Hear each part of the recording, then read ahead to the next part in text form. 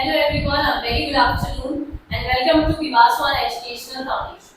तो आज की क्लास में हम एसएससी सीरीज ही कंटिन्यू कर रहे हैं और करने वाले हैं हम लोग पार्ट 5 यानी सेट 5 हम करने वाले हैं। तो चलिए स्टार्ट करते हैं without wasting any time.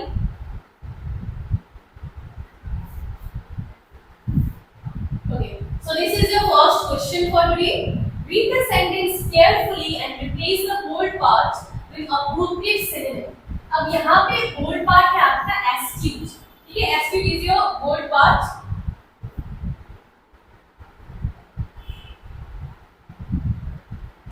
Okay, so astute यहाँ देख सकते हैं आप, एस्ट्यूट ये आपका है bold part. The CEO was known for his astute decisions. तो वहाँ का जो सीईओ था वो अपने एस्ट्यूट डिसीजंस के वजह say that always benefited the company. एक कंपनी में क्या होता है, एक कंपनी में जो सीईओ है उसकी वजह से हमेशा क्या होता है, कंपनी का हमेशा बेनिफिट ही होता है। यानी इतना पता चल गया ये सेंटेंस में आपका पॉजिटिव है ना, positive sentence, right, positive sentence. तो पॉजिटिव सेंटेंस है तो यहाँ पर भी आपको क्या लिखना होगा, क्योंकि हमें सिनोनिम चाहिए तो यहाँ पर भी हमें एक ऐसा कुछ ढूंढना होगा जो पॉजिटिव सा होगा। अब सबके ऊपर आता है रेकलेस। रेकलेस का मतलब क्या होता है? रेकलेस का मतलब होता है जो बहुत ही ज्यादा हार्श होता है, बहुत रूड होता है, हार्श या फिर रूड। इसको क्या बोल सकते हैं हम लोग, रेकलेस बोला जा सकता है, ठीक है। तो यहाँ पे रेकलेस तो बिल्कुल भी नहीं होगा क्योंकि हमें पॉजिटिव चाहिए। श्रूड में है, श्रूड एक पॉजिटिव वर्ड होता है जिसका मतलब होता है एकदम अलर्ट रहना, बहुत ही केयरफुल रहना, केयरफुल, अलर्ट क्या बोलते हैं हम, श्रूड बोलते हैं। केयरलेस नहीं होगा, नेगेटिव वर्ड है। नीव, नीव का मतलब होता है जो नया नया सीखता है, नौसिखिया, जो बिगिनर होता है उसे हम बोलते हैं नीव। तो जो बिगिनर है उसे हम क्या बोलते हैं, उसे बोलते हैं हम लोग नीव, ठीक है। तो अगर नौसिखिया तो नहीं हो सकता, अगर नया नया है तो वो अपने फील्ड में इतना अच्छा तो नहीं होगा। यहाँ पे साफ साफ है ऑप्शन नंबर बी आपका सही आंसर होगा, क्योंकि एक ही पॉजिटिव था और जो था आपका केयरफुल या फिर अलर्ट। ऑलवेज रिमेंबर एस्ट्यूट जो वर्ड है, एस्ट्यूट का मतलब क्या होता है, एस्ट्यूट का मतलब होता है shrewd, careful, alert,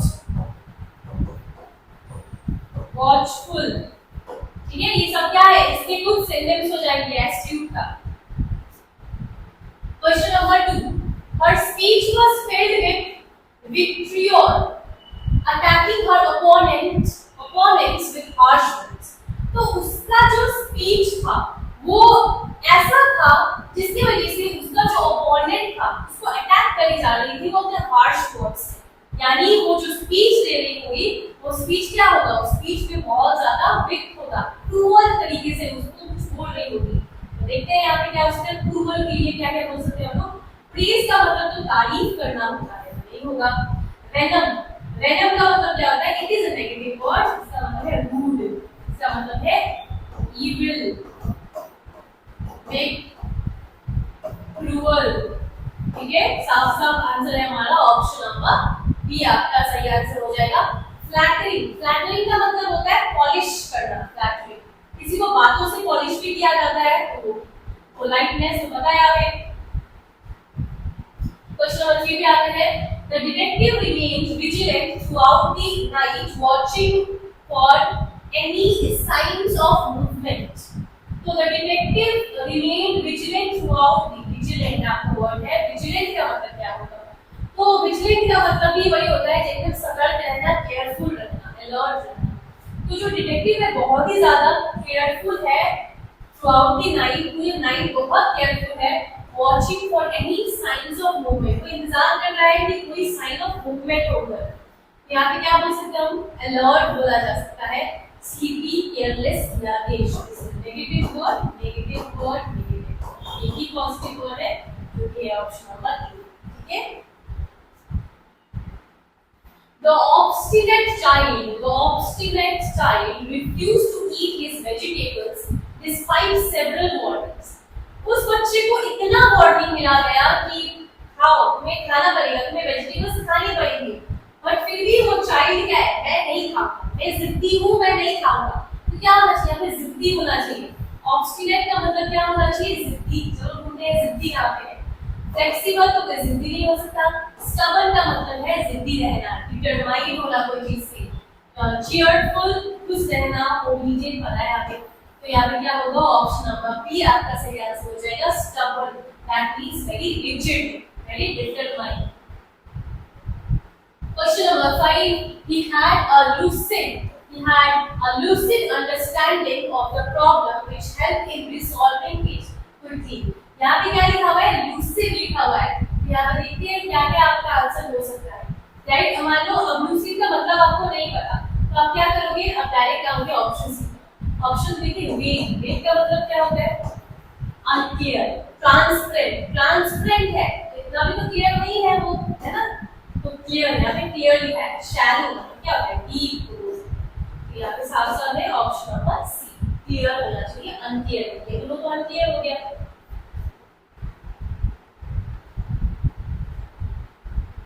question number 6. Millets, a family of coarse grains and popular staple, are having an dash movement in the sun. कैसा मूवमेंट, अब आता है फिलिंग द ब्लैंक्स के ऊपर। तो फिलिंग द ब्लैंक्स में पूछा गया है कि जो फैमिली है of coarse grains and popular staple are having an dash movement. एक ऐसा मूवमेंट है, है in the sun. कैसा मूवमेंट होगा, unrecognized, नेगेटिव वर्ड तो हमें चाहिए ही नहीं। फोर्सिबल भी नहीं होगा, कॉमन भी नहीं होगा, अनप्रेसिडेंटेड होना चाहिए। राइट, प्रॉपर आंसर इसका क्या हो जाएगा, unprecedented movement in the sun. Next question.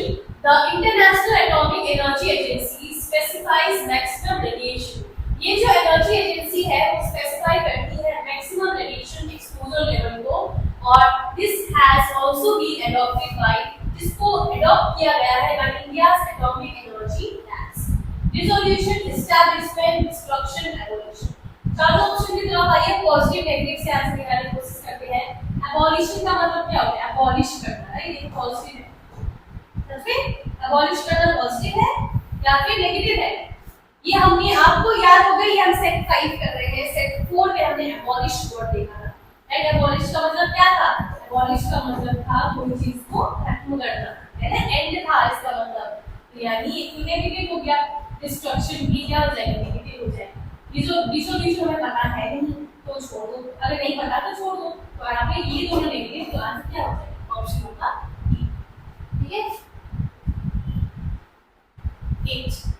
The manager was forced to dash the staff to discuss the crisis. तो मैनेजर क्या कर रहा है, फोर्स कर रहा है सभी स्टाफ को यहाँ पे आने के लिए, ताकि हम लोग डिस्कस कर सके क्राइसिस के बारे में। Prolong, fight, summon, snarl. सबसे पहले आता है snarl का मतलब क्या होता है। snarl का मतलब होता है जब हम लोग गुस्से से जो साउंड निकालते हैं, गुस्से में जो साउंड निकालते हैं उसको बोला जाता है snarl। ठीक है। समन का मतलब होता है सबको एक बार में बुलाना। समन को एक बार में अगर किसी को बुला रहे हो, गैदर करना कोई चीज को। ट्राइट, अब ट्राइट का मतलब होता है जब एनर्जी, आपकी एनर्जी में कमी है, लैक इन एनर्जी बोला जा सकता है trite, lack in energy. And prolong होता है आपको खींचना कोई चीज को लंबे समय तक। यहाँ पे साफ आंसर है ऑप्शन नंबर सी, सभी। द मैनेजर ने जबरदस्ती सभी को, सब स्टाफ को वहां पे गैदर करने के लिए बोला, साथ में आने के लिए। Question number 9. Continuous stress can dash both physical and mental health. Continuous stress can dash both physical and mental. Continuously अगर आप स्ट्रेस लेते रहोगे तो क्या होगा, तो अच्छी चीज तो नहीं होगी। फिजिकल एंड मेंटल हेल्थ में आपका इंपैक्ट पड़ेगा, जो कि खराब इंपैक्ट पड़ेगा। तो देखिए यहाँ पर खराब मुझे होना चाहिए। गार्डनर का मतलब होता है कोई चीज को कलेक्ट करना, कलेक्ट। ठीक है, कलेक्ट। डेविलिएट हम बोल सकते हैं। डेविलिएट का मतलब होता है हटाना। एकोमोडेट का मतलब एकोमोडेशन, है ना। एकोमोडेशन मतलब होता है कुछ जगह रहना, एकोमोडेट करना। तो हमें पता है एकोमोडेट का मतलब। फिर यहाँ पे एग्जाम का मतलब होता है कहीं से कोई चीज को रिमूव कर देना, राइट। तो हमारी हेल्थ पे कमजोरी पड़ेगी, वीक को बोल सकते हैं हम क्या,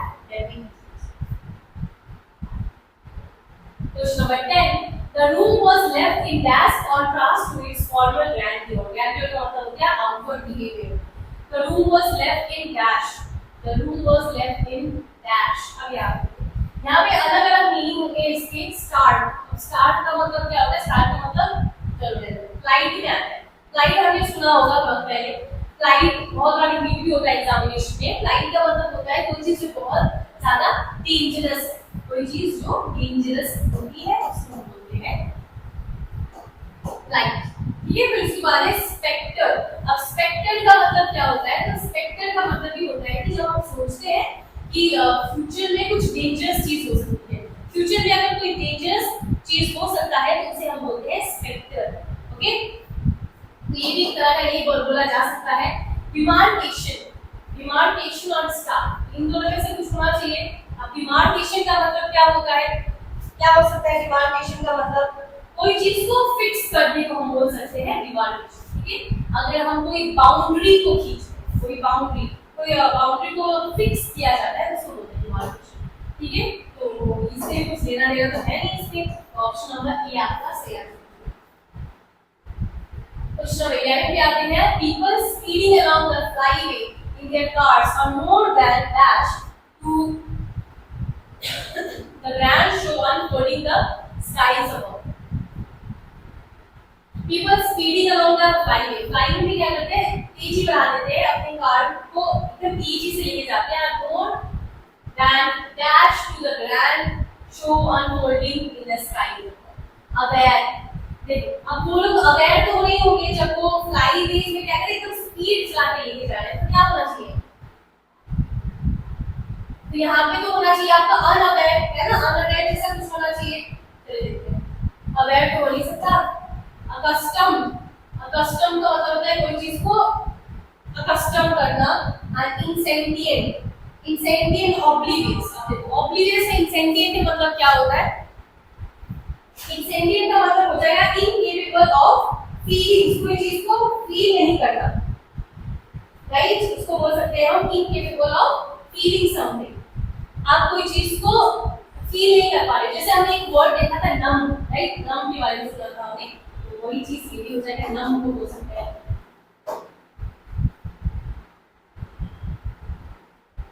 क्या ये सिनोनिम के क्वेश्चन नहीं है या फिर एंटोनिम के क्वेश्चन है? एक बार तो देख लेते हैं. क्वेश्चन नंबर 10 था आपका सिनोनिम का ही था.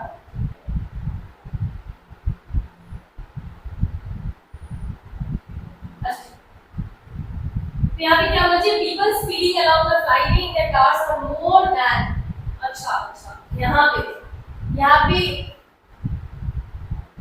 तो सिनोनिम एंटोनिम का कुछ कॉन्सेप्ट ही नहीं है. का फिलिंग द टाइप से डायरेक्ट पूछा गया था क्वेश्चन आपका.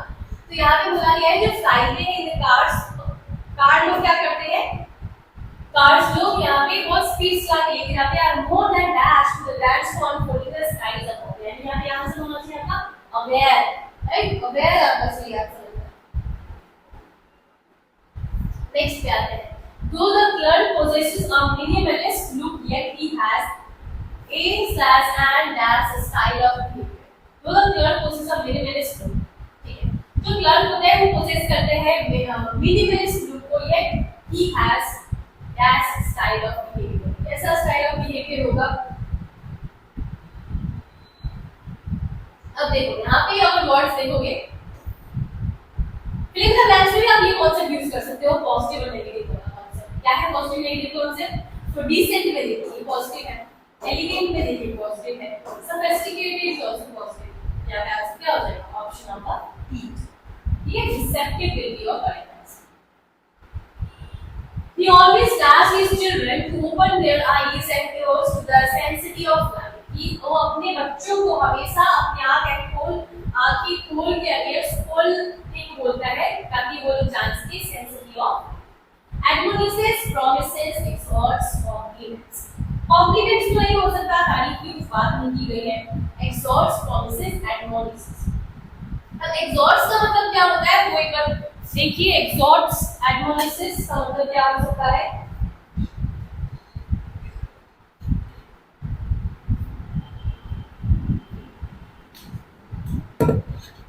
तो admonish का मतलब क्या हो सकता है? admonish का मतलब तो हो जाएगा किसी को डांटना.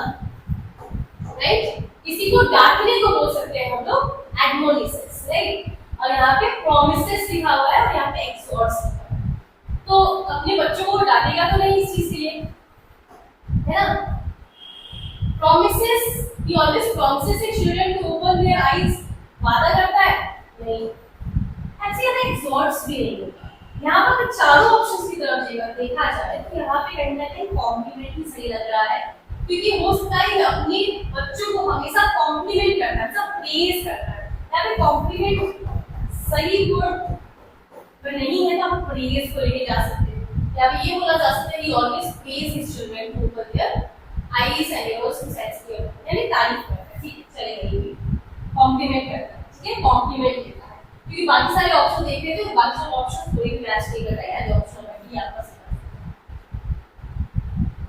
आगे 14 के ऊपर they could not understand what the speaker said as all these statements were, they could not understand, उन्हें कुछ समझ में नहीं आ रहा था, उन्हें कुछ समझ में नहीं आ रहा था what the speaker said, जो स्पीकर बोल रहा था उसकी बातें कुछ समझ नहीं आ रही थी, as all these statements were, क्योंकि सभी उसके स्टेटमेंट्स क्या थे, अनक्लियर थे, राइट। उसके जितने भी स्टेटमेंट्स थे वो अनक्लियर थे। देखो मैंने बोला था आपको स्टार्टिंग में ही हमारा जो सीरीज स्टार्ट हुआ उसमें मैंने आपको बोला था कि कुछ कुछ वर्ड्स हैं जो बार बार रिपीट होते हैं और एम्बिगियस और उसमें से है जो बार बार रिपीट हो रहा है, तो एम्बिगियस मतलब क्या था, अनक्लियर था।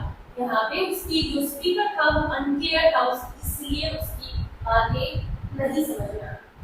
कॉन्टियस, हार्श और रूथलेस बहुत ही कॉमन वर्ड्स है। 15 The children were dashed by the seemingly nonsensical clues until Kiran pointed out that the message was true.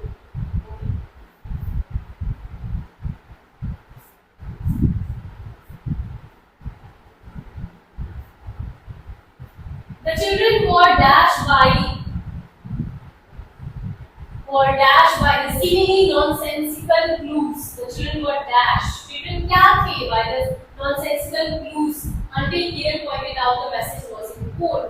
उन्हें कुछ मतलब समझ में नहीं आ रहा होगा, है ना। ये पूरा सारा यहाँ पे the children were dashed by the seemingly nonsensical clues. जितने भी clues मिल रहे थे उनको कुछ समझ में नहीं आ रहा था। यहाँ भी क्या होना चाहिए, censored, sapphire, pinched. पिंचिंग मतलब होता है आपका, पहले जान लेते हैं, आंसर जान लेते हैं पहले, फ्लमक्स्ड। फ्लमक्स्ड का मतलब होता है कंफ्यूज्ड रहना, ठीक है, कंफ्यूज्ड को हम लोग क्या बोलते हैं, फ्लमक्स्ड बोला जाता है। यहाँ पे पिंच्ड मतलब क्या हो सकता है, अच्छा पिंच्ड का मतलब होता है जो चीज सिंसियर नहीं है, नॉट सिंसियर बोला जाता है। तो यहाँ पे नॉट सिंसियर से हमें क्या लेना देना है ना, सिंसियर है या नहीं है, तो मतलब था कंफ्यूजन से, उन्हें क्या हो रहा था, कंफ्यूज हो रहे थे वो चीजों से, वो लोग कंफ्यूज्ड। क्वेश्चन नंबर 16 पे आते हैं। क्वेश्चन नंबर 16 देखिए, अच्छा एक और वर्ड रह गया वहां पे क्वेश्चन नंबर 15 में, सिचुएटेड। सिचुएटेड का मतलब क्या होता है, सिचुएटेड का मतलब हो जाएगा कोई भी मसल रिलेटेड वर्ड है, मसल्स रिलेटेड वर्ड है ये situate, okay. Despite the continuous efforts by the environmentalists, the deforestation and the tropical regions have not been ceased entirely. Okay, तो यहाँ पे दिखना है, बहुत ही आसान सा क्वेश्चन है ये। Despite of देख सकते हो, despite of कभी भी यूज नहीं करना है, आपको यूज करना होता है despite, right? Despite यूज किया जाता है, despite the continuous efforts. Option number A is your correct answer.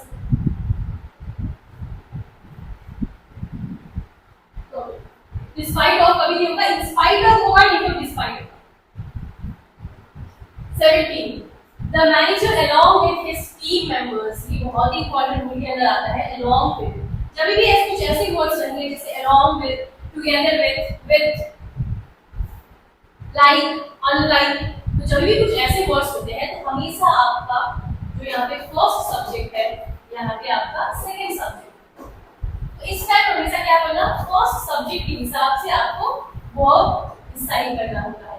First subject अगर सिंगुलर है तो वर्ब भी आपका सिंगुलर होगा, फर्स्ट सब्जेक्ट अगर प्लूरल है तो आपका वर्ब भी प्लूरल होगा। तो यहाँ पे देखो द मैनेजर आपका सिंगुलर सब्जेक्ट है, तो यहाँ पे हैव क्या कर रहा है, हैव तो प्लूरल वर्ब है, यहाँ पे होना चाहिए सिंगुलर वर्ब। यहाँ पे हैज हमें चाहिए ना कि हैव चाहिए। यहाँ पे साफ साफ क्लियर है, हमें has decided to extend the project. ठीक है, 18 में आते हैं being as a responsible citizen. आसानी से मिल गया हमें एरर बीइंग एज। हम कभी नहीं बोल सकते बीइंग एज, बीइंग अकेला ही काफी होता है। बीइंग एज क्या होता है? You can not use being as together. तो यहाँ पे बीइंग से स्टार्ट होगा, right? Being a responsible citizen. 19 no sooner did the teacher, one more thing, no sooner, अब याद रखना है no sooner जब इन्वर्जन बन के आता है तो उसके साथ हमेशा आपको लगाना होगा had। no sooner के बाद क्या आएगा? had आना चाहिए। यहाँ पे होगा had, यहाँ लिखा हुआ है no sooner had। so option number A आपका हो जाएगा सही आंसर। ये scarcely, harshly इन सब के साथ क्या लगाओगे? had लगाना होगा। Last question, the government's inability of tackling inflation and ensuring food security has led to widespread criticism from both media and opposition parties. The government's instability of tackling inflation. अगर आप एक बार ट्राई करो पहले।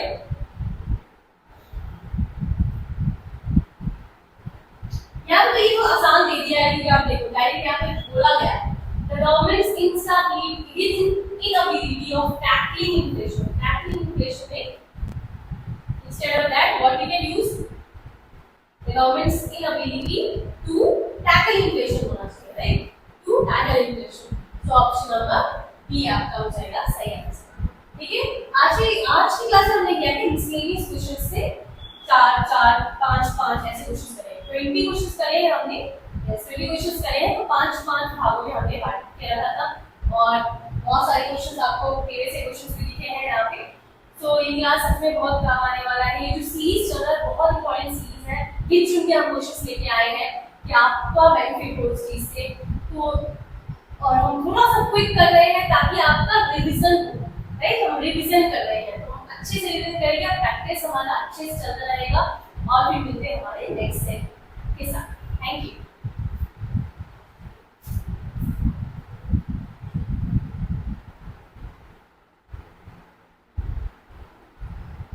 Thank you for learning with Vivas One Educational Foundation. For contents like this, follow us on Facebook and Instagram today.